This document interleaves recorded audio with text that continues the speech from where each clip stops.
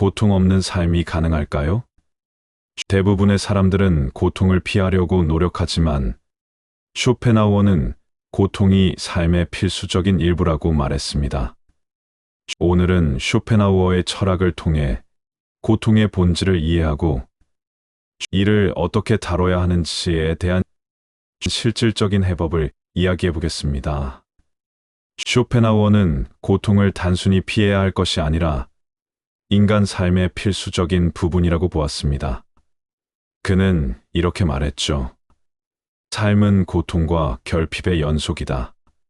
즉, 인간의 삶은 태생적으로 고통으로 가득 차 있다는 겁니다. 그 이유는 바로 인간의 의지 때문입니다. 우리는 무언가를 원하고 욕망합니다. 하지만 욕망이 채워지는 순간 또 다른 욕망이 생겨나죠. 이 끝없는 욕망의 순환이 고통을 만드는 것입니다. 예를 들어 승진을 하면 기쁨을 느끼겠지만 곧 더 높은 자리를 바라보며 불만을 느끼게 됩니다. 쇼펜하우어는 이를 욕망의 굴레라고 불렀습니다. 그렇다면 고통을 줄이기 위해 우리가 할 수 있는 첫 번째 방법은 무엇일까요? 바로 욕망을 제어하는 것입니다.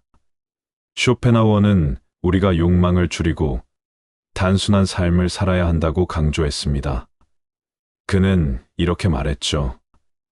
욕망은 우리를 고통으로 끌고 가는 원동력이다. 그러므로 필요하지 않은 욕망을 버리는 것이 고통을 줄이는 첫걸음입니다. 예를 들어 새로운 스마트폰이 나왔다고 해서 반드시 사야 할까요? 정말 필요한 것이 아니라면 그 욕망을 내려놓는 연습을 해보세요. 욕망을 줄이는 것만으로도 마음의 평온을 찾을 수 있습니다. 쇼펜하우어가 제안한 두 번째 방법은 현재에 집중하기입니다. 그는 과거에 대한 후회나 미래에 대한 불안이 인간의 고통을 증폭시킨다고 말했죠. 과거는 이미 지나갔고 미래는 아직 오지 않았습니다. 우리가 통제할 수 있는 것은 지금 이 순간뿐입니다.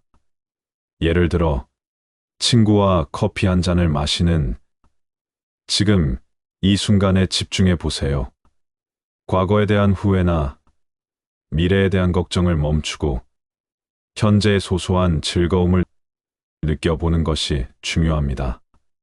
고통을 줄이는 가장 중요한 방법은 내면의 평온을 찾는 것입니다. 쇼펜하우어는 내면의 고요함이야말로 고통을 다스리는 열쇠라고 했습니다. 그는 자연 속에서 걷기, 명상, 독서와 같은 활동이 내면의 평온을 가져온다고 말했습니다. 외부의 소음에서 벗어나 자신의 내면에 집중하는 시간이 필요합니다. 이 평온함은 단순히 외부 환경에서 오는 것이 아닙니다. 내면의 혼란을 다스리고 자신의 마음을 다스리는 데서 오는 것입니다. 그렇다면 고통을 완전히 없앨 수 있을까요? 쇼펜하우어는 고통을 완전히 없애는 것은 불가능하다고 말했습니다. 삶 자체가 고통이기 때문이죠. 하지만 우리는 고통을 줄이고 그 고통 속에서도 의미를 찾을 수 있습니다. 고통을 삶의 일부로 받아들이고 이를 극복하는 과정에서 내면의 성장을 경험할 수 있습니다. 쇼펜하우어는 고통이 우리를 성장하게 만드는 요소라는 점을 강조했습니다.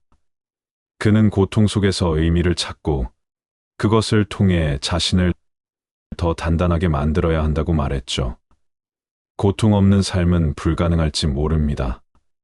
하지만 고통을 줄이고 그 속에서 의미를 찾는 것은 우리 손에 달려 있습니다.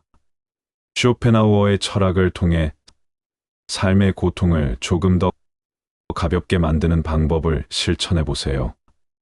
여러분은 쇼펜하우어의 철학에서 어떤 깨달음을 얻으셨나요? 댓글로 여러분의 생각을 나눠주세요. 다음 시간에도 삶에 도움이 되는 철학 이야기로 찾아오겠습니다. 감사합니다.